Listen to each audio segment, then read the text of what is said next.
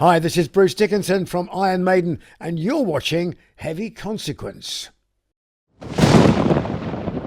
2022 marks the 40th anniversary of the Number of the Beast album, which was your first album with Maiden. What are your memories of recording and releasing that album? And did you ever imagine the massive impact it would have on heavy metal at the time of its release?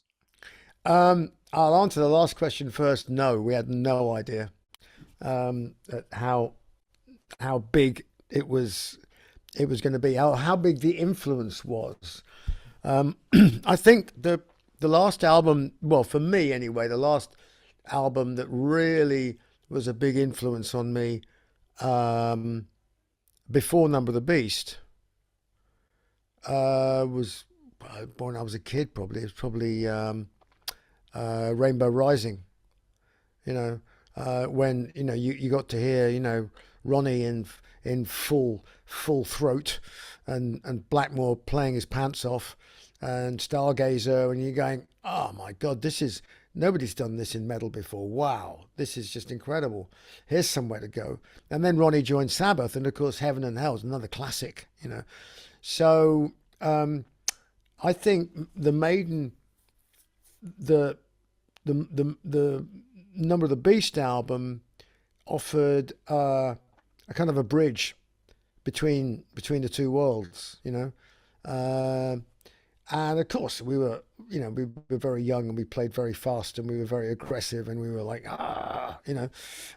which those other, like, slightly older classic bands didn't have, because it wasn't who they were.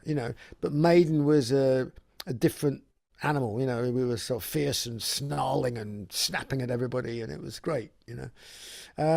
As to recording the album, I mean, we had unusually at the time, we had most of the songs, and we were rehearsing them. So we thought we had a fairly good idea of what they should sound like.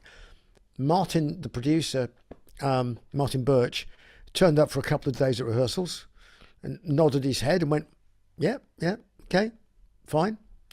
And then we started recording it. And actually, we were the last band to record at this particular studio, Morgan.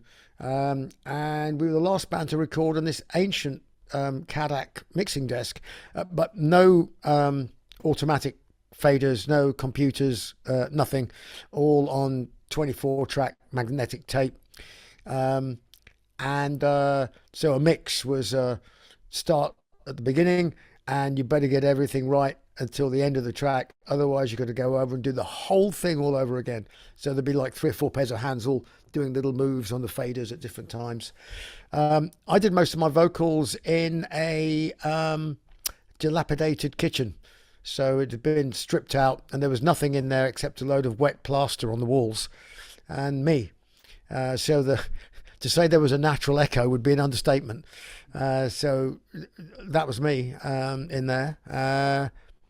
Yeah, it was a great experience, and there was a kind of a big party atmosphere throughout the whole thing. In fact, we actually made a wall of those, those like 7-pint beer cans where you go, like, it's a party sevens, whatever they are, kegs. We actually had the entire wall of the control room was actually a pyramid of kegs of beer that we drunk during the proceedings, and we'd be up till 4 or 5 in the morning, just like, after we'd finished recording, listening back to what we'd recorded until basically the producer said, right, you need to go to bed because you've got to come back again and do this all again tomorrow. Yeah, so there was a really great vibe, and we thought, this feels special, and it was.